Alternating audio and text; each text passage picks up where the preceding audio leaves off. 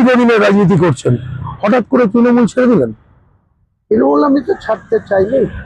এই তৃণমূল পার্টি এরা চোখে দেখে না, কানে দেখে আর চোখে শোনে।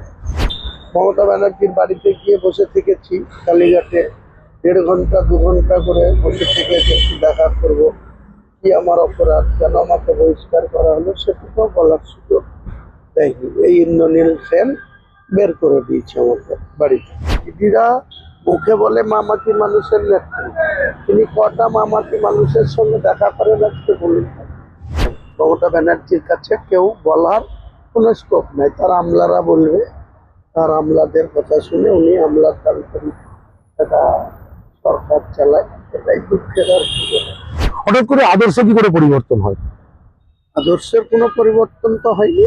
ডানপন্থী যে রাজনীতি সেখান থেকে কখনোই সরে যায়নি, বামপন্থীদের কাছে কখনোই যায়নি, মাথা নত করেনি।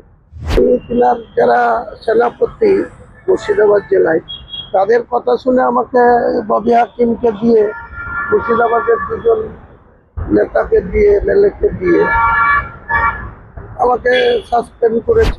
2023 সালে পঞ্চায়েত নির্বাচনের টাইমে মমতা ব্যানার্জির কাছে আমি অভিযোগ করেছিলাম যে আপনার দলের টিকিট বিক্রি হচ্ছে টাকা দিয়ে।